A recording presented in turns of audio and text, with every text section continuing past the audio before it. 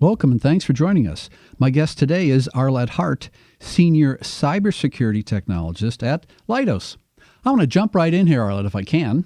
I was reading a study at ISC2, and they said that by 2020, there'll be 1.8 million cybersecurity jobs unfilled, That's amazing. And that's what I talk about today. I talk about your company and people applying for jobs there and what your offering is. And because I teach at Georgetown in the graduate school there, I deal with students all the time who are considering applying at your company. And what they tell me is to my company. they should. Yes. And so they say, John, I'm concerned about training and mentorship and apprenticeship. So I'll just ask you. So where do you stand as far as those three categories go? So, let's talk about training and apprenticeship and mentorship.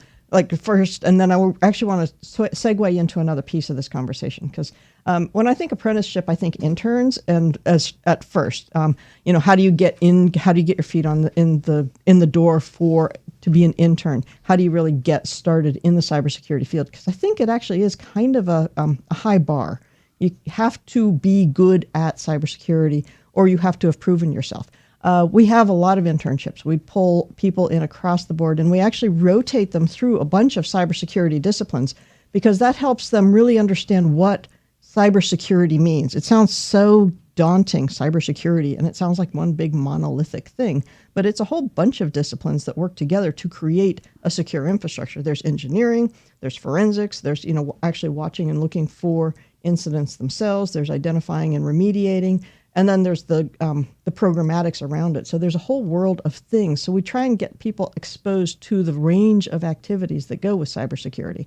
And we do that for people coming out of college and do that sort of as apprenticeships and also as mentors. So when we bring people in, we make sure that they are hooked up with somebody who can help them get up and running quickly.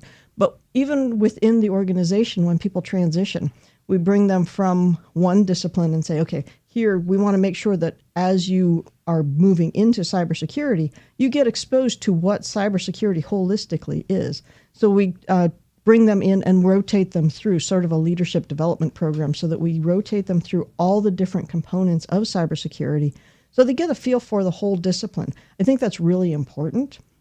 And it kind of goes hand in hand with training and mentorship too. It's funny because a lot of the emphasis on training is, can I take a class in this and that and the other thing, which is really important. But I think the most important thing about cybersecurity is it's really fun to do. And really getting your feet on the ground and doing it is the part that's important. And it's so yes, we need to have training to support the work itself, but the work is the part that's really fun. It's funny, I was thinking this morning, people do become, civil engineers, and they get a lot of training in civil engineers. And there's obviously a lot of disciplines related to civil engineers. But the biggest part of civil engineers is go build the bridge, And it's this is the same thing with cybersecurity. It's do the stuff. That's where it gets really interesting. And there's a ton of things that no training course is going to give you. That said, we are focused on training and focused on making sure that people are capable of doing the jobs that it is that they need to do. But I want to make sure that the focus really isn't, can I get trained? The focus is this job the right job for you? And is it a really good job? Because I got hooked on cyber, and it's I never walked away. So that's kind of my take on it. We do apprentice. We do all of those things, and we want to attract people to the discipline itself. But the discipline itself, to me, is what's most appealing. I'm going to toss out another fun fact and see what you have to say about it. Recent studies showed that 87% of today's cybersecurity professionals started off in a completely different field. And so should people from a wide range of fields apply to your organization, or do you agree with that? Or why would that figure even come up? They had to because cybersecurity didn't it would exist. Make sense, wouldn't it? It's when I went to school, there was no such thing. Yeah, 1960, as I studied cloud security. What? Yeah. It's I don't believe your resume. Oh, wait.